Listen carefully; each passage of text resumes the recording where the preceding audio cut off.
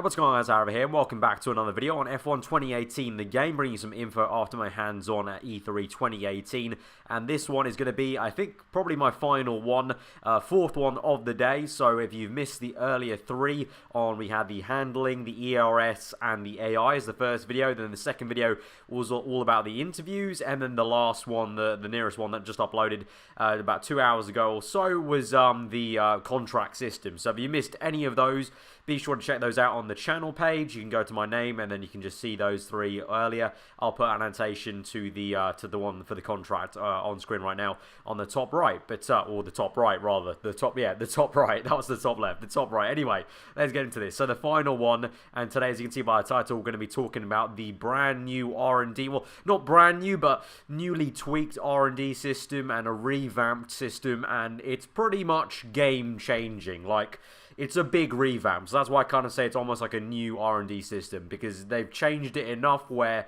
in my opinion, it changes the game completely. It changes career mode for, like, the infinite better. So let's get into it. So straight away, starting off with a bit of a smaller thing, is now the R&D tree. It looks pretty similar, but the R&D tree now is going to be fogged out at the beginning. So a lot like a lot of other games do, like RPG games do, when they have like a skills tree, they don't actually show you everything. They kind of fog it out, kind of like a fog of war almost. And so that's what they're going to have. I'll have like a screenshot on screen right now, and I'll try and represent basically everything else is blacked out apart from the first few branches of the tree. So what you're seeing right now is the 2017 R&D tree, but I've tried to recreate what it kind of looks like. So that's the first little tweak, so it's all fogged out. So I think personally for me that I think that really does add to the element of kind of just, you know, being in the dark a little bit, kind of literally what fog does, but it kind of adds to the challenge of it all, because I feel like in 2017, I think all of us, pretty much, I would say,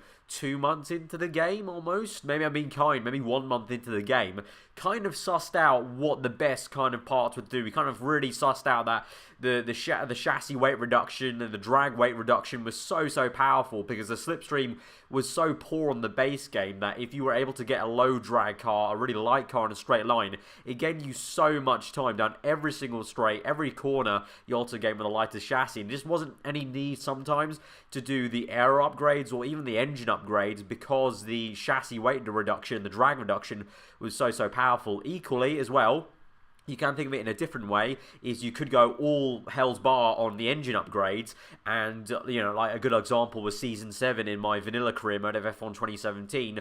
It was just so overpowered that, you know, it didn't really matter that I was slower in the corners by quite a bit, because I was making up so much time on the straights. This way now, you don't really know what's coming up anymore. I feel like probably they have switched up the way the tree is laid out, so that in itself is going to be a surprise. It's not going to be like we can go back to 2017 and kind of do our homework almost for 2018. I think they've changed up a little bit. Also, you remember they have ERS also added into the R&D tree now. But yeah, so the fact it's fogged over, really nice small little tweaks straight off the bat, really improves just the challenge aspect of it. And the AI are going to have the same thing. So the AI, hopefully, I mean, the way Lee described it, I'm hoping that the AI will also have to kind of maybe figure out what they're going to do. Perhaps there's potential for them to go down a wrong path. I mean, to be honest, in F1 2017, sometimes they also went down the wrong path anyway on their own accord. They would go for like the more kind of, I guess, calculated options, whereas we kind of all kind of quickly realised what the better options were.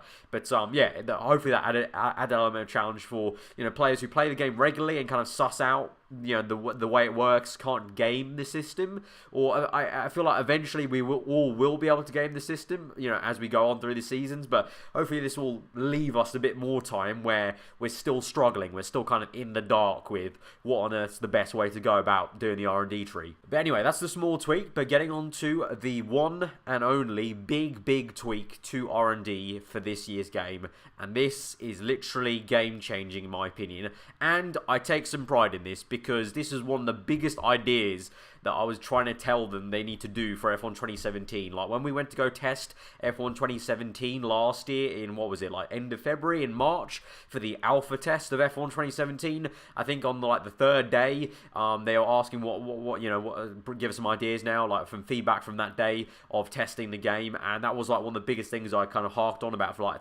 10 minutes probably, and annoyed everyone else kind of talking about it for too long in that meeting. But literally I was telling them that I think they need to reset R&D from season to season or every 2 seasons and give you that kind of element that there's an aero change or a regulation change, like an engine change, because obviously, you guys will know if you're familiar with my channel, I delve a lot with modding the F1 game on PC, and so I can have a lot of fun with it. I can change everything from season to season, and I can have a lot of fun doing that, but people on console, Xbox One and PS4, don't have that privilege of modding their console games, and they can't get that change and shift of just utter surprise of, oh, there's a small team that's really gone up the ranks, there's a big team that's gone down the ranks, and so now in this year's game, R&D can be reset and will be reset quite randomly, and you won't have the same experience as someone else. Hopefully, that's what they're going for. And actually, it was quite funny in the hands-on. Lee actually, funny enough, kind of mentioned that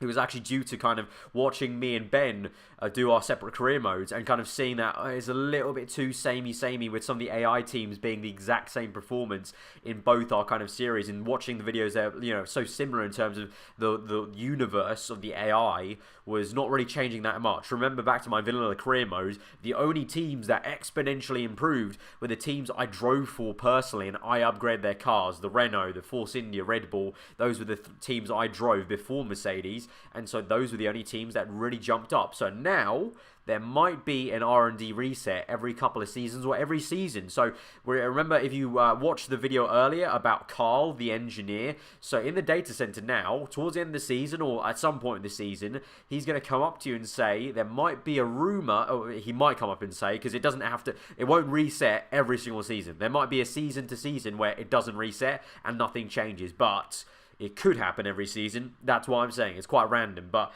in theory, if it does happen on the year you're playing, he'll come up to you and be like, there's a rumor that there's going to be a regulation change in this department. And it can either be something like the power unit or the aerodynamics or the chassis. And so you're in a bit of a conundrum then. Because like I was saying from the previous video, in the contract video, this is where the tie-in comes in. So the first kind of bit of how this changes things up is, if you know that, let's say you're in Force India, and you know the power unit is going to change, the R&D might reset itself, and it might change up a little bit, and you're in Force India, you might be thinking, okay, hang on, maybe I want to go to a different team now. Maybe I want to go to a team that has a strong, a much stronger chassis or much stronger aero. Force India might be better than, let's say, McLaren for now, but that's maybe due to their engine and the lack of drag. So if Carl's told me there's going to be a reset on R&D, then I might want to go for a contract for McLaren. So if you don't know what I'm talking about, be sure to go check out the previous video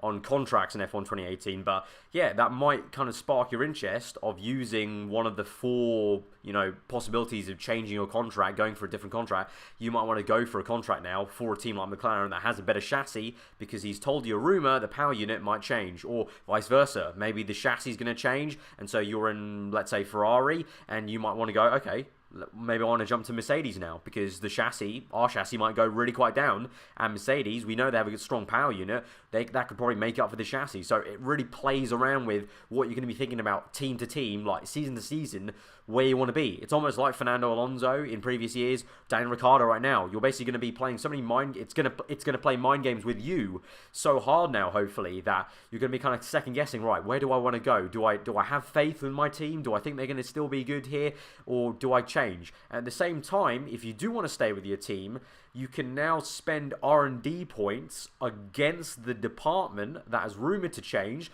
to try and maintain performance. So if you do want to stay, let's say we keep with the Force India example. If you're in Force India and there's a rumor the power unit's going to change, if you're worried you're going to go down the pecking order due to that power unit change, you can now spend R&D points against power unit, against that entire department, essentially. Like, you're basically essentially putting all your eggs into one basket and kind of going, right, I want to preserve this part of the car because I know that's rumored to change. And I don't know if it was clear from the way Lee was explaining, but I don't know if there's a possibility of more than one department changing. I would like to think hopefully so, but I think maybe that's a little bit on the complex side. I mean, it's already pretty complex what they're doing now with the tweaks going into 2018, so it might just be one department per season that can change, but even that alone is going to swing things massively, because you're going to want to think about it, and not just for you, the AI teams, that will also swing it for them in terms of the way they're going to be performing. They can't move teams, but they will definitely move up and down the pecking order. So in the hands-on, right towards the end, Lee showed me a save game of 5 seasons that he made someone in QA run. He was in Ferrari. He was very lazy with his R&D, so he didn't really do much on the R&D thing. He was basically trying to go as quickly as he could through 5 seasons to get to this point to kind of show me what was possible, essentially. And so he loaded up the save game. So this is after 5 seasons. 5 seasons of all the AI teams doing their R&D and a couple of resets in there of different departments. I don't know what they were, but this is what the pecking order looked like after 5 seasons. Now remember, back on F1 2017, it hardly changed. Like, the only time it changed was if you drove for a team. Remember, the AI teams hardly moved about at all. McLaren and Toro Rosso in my career mode was still right at the bottom. This is what the R&D tree looked like, with all the AI moving about with the different resets season to season.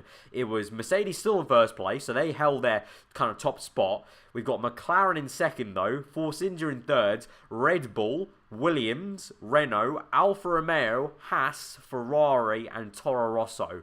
Quite a mix-up there, quite a mix-up. You've got Force India jumping to P3. McLaren, who I think probably are going to be around, you know, third last or fourth last, moving up to third place, ahead of Red Bull. Ferrari, you can see after 5 seasons, if you don't upgrade enough, you're going to really sink down. But Haas ahead of Ferrari, then Alfa Romeo got ahead of Haas over 5 seasons after starting behind Haas at the start of Season 1. And you've got Williams, who were, at least in the example that we played, in Season 1, Williams start off at the bottom. They're actually pegged as worse than Sauber, at least in the build I played. It's subject to change when the full game comes out, but by the time the full game comes out, maybe they've shuffled around the kind of starting order in Season 1. But Williams started off last, and by this Season 5 simulated save, Williams had moved all the way up to, what's that, P5? Right slap bang in the middle, ahead of Renault, ahead of Alfa Romeo, ahead of Ferrari, ahead of Haas, right behind Red Bull Racing, not too far off actually. So really, really big change in shift. That's going to massively change it, and that's all randomized. So every one of us, every single save, the hope is we're not going to get the same career mode save. So those of you watching my videos at home won't have the same save. You talk to your friends who are playing F1 2018, you won't have the same save. You won't have the same AI team doing the same stuff, going from Season 1 to 2, and then 2 to 3, and on and on and on. Hopefully it'll be very, very different in terms of, right, so one season the power unit resets, one season the chassis resets, you know, and then all the while, you, the player, might be changing teams, might be staying with your team, might be, you know, spending R&D to keep the performance on one part of the car, but it's all a bit of a gamble then. It shuffles it up. And so that's why I'm so happy and a little bit proud of that almost, because that was literally one of the things I was kind of like screaming for like a year ago or so, about that they needed that kind of fake almost regulation change. Like they don't have to change the cars in game. The cars in game won't actually change visually. You know, they don't need to actually do that. They just need to say that there needs to be a reset. Like they need to just like make something up like, oh, in pre-season the regulations have changed, and literally they've actually done that. They've actually managed to do that. Like, in my mind, there might have been a little bit of red tape, maybe, with Liberty Media, like an F1 not liking that. But, I mean, I guess that was back when it wasn't Liberty Media. So I guess maybe, I don't know, maybe that's a deliverable from Liberty Media going like, yeah, that's fine, you can do that. Or maybe that's just something that they finally felt like they could implement in a good way now with the R&D the way it was in 2017. Really good foundation. Maybe now's the time that they thought, let's implement that. It might be me being a little bit egotistical, but I think also me pushing for that a little bit also maybe help them a little bit, nudge in that direction, because it literally was something I was going for, and something I actually hoped that was in F1 2017, because of course, like I said this for testing of last year's game. It was a bit too late to be saying that for it to make it into that last year's game, but I'm so glad that it's eventually made it into F1 2018, because, like I said, that is a game changer. Big game changer. We've never had swings like that in an F1 game so far. We sort of had that in F1 2016, I'll agree, but it wasn't to this level of like structure, because F1 2016, it was great. Like, you sometimes saw a Manor and a Toro Rosso in the top 3 teams after like 2 seasons, but that's 2 seasons and it had nothing to do with like a reset. So it wasn't actually that realistic, whereas this is, you know, it's not fully believable. It's half believable, though. Like, it's you know, it's kind of what we almost want F1 to actually be like, to be that kind of sporadic nature of, in the off-season, you have that Brawn GP moment of, like, one of the smaller teams rocketing to the top, and a big team maybe falling a little bit. So that's what it's going to give us. It's going to give us the ideal scenario of what we kind of want an F1 world to be like, in terms of teams able to grow faster and maybe big teams toppling a little bit. So it's kind of a good balance. Like, literally, it's a really great balance between 2016 and 2017, added in with this extra spice of like a domino roll of the reset from season to season. Like I said, it doesn't have to reset every single season. There might be a season 2 to 3 where it doesn't reset. And then the next following season it resets again, and there's like another rumour of a power unit change or a chassis change. But that's the whole point. It's very random, and I'm really looking forward to the outcome for not just me and my series, but all you guys at home. It'll be really, really fun to play in terms of just a bit more longevity in the game, because obviously I'm going to play multiple seasons anyway, but even I had to stop after Season 7 because it just got too dull. It got too samey with the pecking order. Merc were right there, but I literally saw no one changing at the bottom of the standings in my career mode save in 2017. So now this will literally be able to allow you to probably play through all 10 seasons, and you could probably have a very, very different experience every single season. And so there's going to be that change. It's not going to feel so samey. The hope is. And so finally with the R&D, just want to talk about also the interviews playing in with the R&D system. So now, if you missed the interview video, be sure to check that one out as well, in terms of how that works with showmanship and sportsmanship in the game. But now, that kind of plays also into the R&D. So like I said in the last video, these all kind of link together really nicely. So, let's say your team is a showmanship team, where in Red Bull, they like you being showy. You've been doing some showy answers, and that's going well for you. So if you keep on answering press questions in a showy manner, and especially the questions that maybe relate to your R&D, because there might be a few questions that crop about how your research development is going for your team. Do you think your team is developing well enough, and stuff like that. If you answer those questions in a showmanship manner to actually boost the showmanship perk, and your team likes that kind of thing, that will actually motivate your staff to potentially work a bit faster. It might give you a little one-off perk of like having some R&D points off the next upgrade, or it might give you some extra R&D points. It might just give you a perk for the team. I don't know, temporary or permanently. I couldn't say. I don't think Lee really mentioned that, but the way he explained it was essentially that, yeah, you can motivate your team essentially and get a few perks with your interview questions. So the interviews not only affect the contracts, not only affect your just the reputation with the team, but can also directly affect your development of the car if you are a good team leader in the team, if you're a good motivator. We've heard great stories of Lewis Hamilton building Mercedes around him, Michael Schumacher back in the day building Ferrari around him. If you can do that same sort of thing with your team, you're going to see a benefit in the R&D thing. So literally trying to create that system where, like in real life, if you can be that kind of person that can build a team around them, then go for it. Or you might just be more of a sportsmanship person, not that kind of commanding person, and you might not be able to do that. But I think also if your team is a sportsmanship team and you play all the cards right for sportsmanship, I think you should technically also be able to also get some perks there. So it's not hard and fast like that. Like the way I just explained it, but you know what I mean. Like, you have to play to your team's strengths, so you can't do the other way and expect a result from your team, and you can't expect that to motivate your team. But yeah, like I said, really linking in nicely to pretty much everything. Interviews linking to contracts, linking to the R&D. The R&D links back to the contracts because of the whole team change thing. The R&D will also link back to interviews, because if you're not upgrading enough, maybe the interviewer is going to ask you some questions about your R&D, like what's going wrong, why is there no upgrade so soon, or something like that. So yeah, all links in really, really well. And so yeah, that is going to be it. I think that is going to be it for all the news, I'm pretty sure. I'll go through and check all my cue cards and see if that's it. Oh, actually, one final thing.